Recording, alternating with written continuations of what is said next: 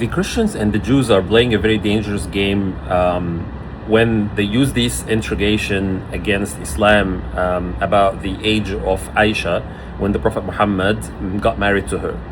So they say that because Aisha was 9 years old and Prophet Muhammad married her, he was, above 40.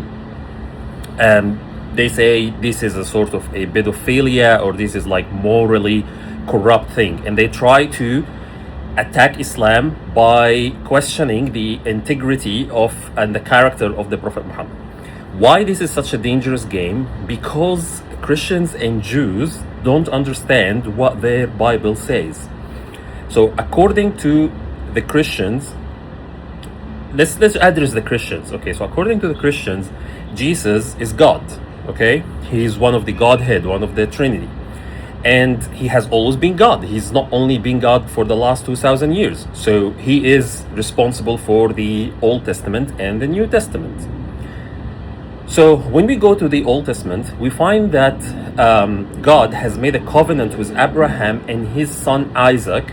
Okay, he established that covenant with Abraham and Isaac, not Ishmael. All right. So obviously God has a favorite here. He is picking Isaac. Okay, he's picking Isaac. All right. Now, when we open the Old Testament, we open the book of Genesis, we find that Sarah conceived Isaac at the age of 90. And then the book of Genesis tells us that Sarah died at the age of 127. Okay, so when Isaac was 37 years old, 127 minus 90 is 37. Also, the book of Genesis tells us that Rebecca was born at the time of the death of Sarah. Okay?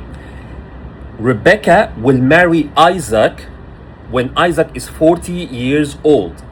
So, how old is Rebecca according to this timeline? If Rebecca was born at the age of when Isaac was 37 and then got married to Isaac when he was 40, then Isaac married Rebecca when she was 3 years old.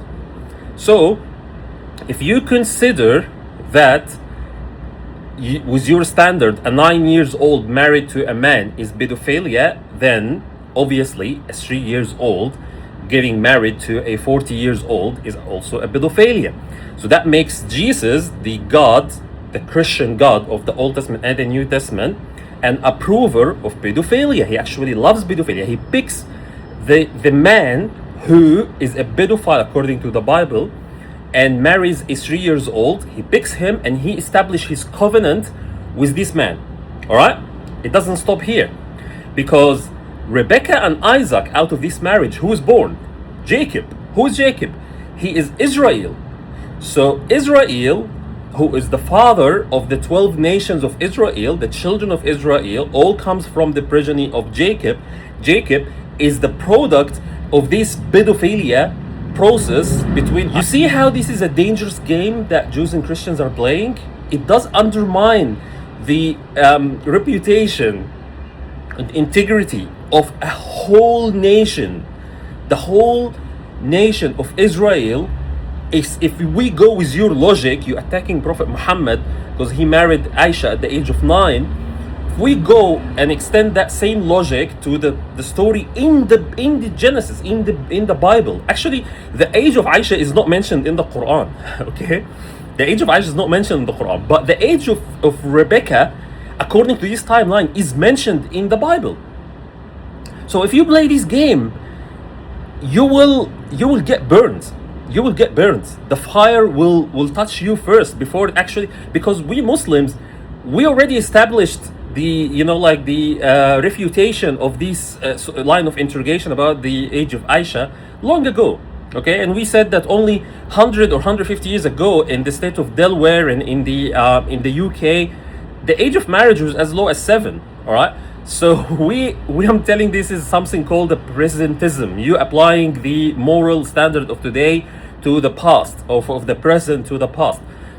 But guys, Christians and Jews, be very careful, okay, when you use this line of interrogation, because it undermines your whole belief, your whole doctrine, And the whole narrative you're building upon, like the chosenness and the favoredness, and that the children of Israel and Jacob, you're making Jacob here a product of a pedophile or a pedophilic process or marriage of a 3 years old to a 40 years old. Obviously, we Muslims, we don't believe in the Bible as an authentic source of information, all right?